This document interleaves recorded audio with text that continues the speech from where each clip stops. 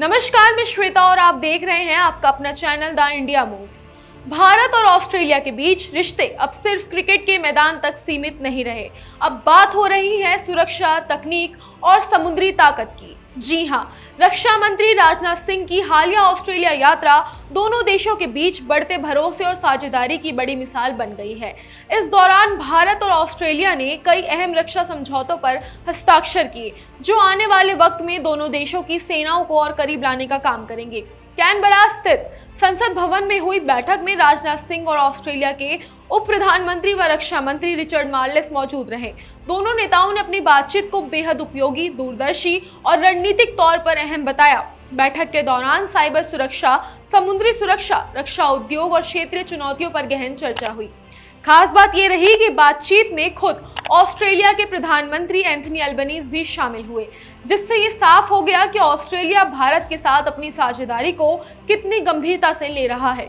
Richard Marles ने इस मुलाकात को ऐतिहासिक बताते हुए कहा कि भारत और ऑस्ट्रेलिया के बीच जो भरोसे और तालमेल की नींव पहले से थी, अब वे सेनाओं के संचालन स्तर पर भी मजबूत हो रही है। उन्होंने कहा, जो समझौता हमने ऑपरेशनल कमांड्स के बीच स्टाफ टॉक्स के लिए किया है, वो दोनों सेनाओं को साथ मिलकर काम करने में मदद करेगा।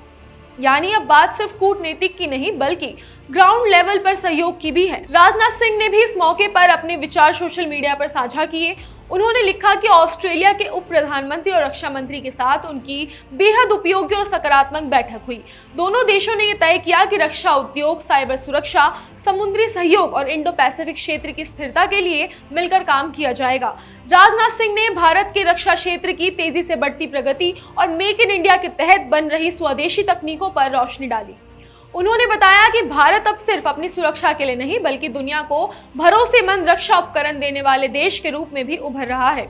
उन्होंने ये भी कहा कि भारत और ऑस्ट्रेलिया मिलकर एक मुक्त, खुला और सशक्त इंडो पैसिफिक क्षेत्र बनाने के लिए कदम बढ़ा रहे हैं, ताकि किसी भी बाहरी दबाव या धमकी का मिलकर सामना किया जा सके।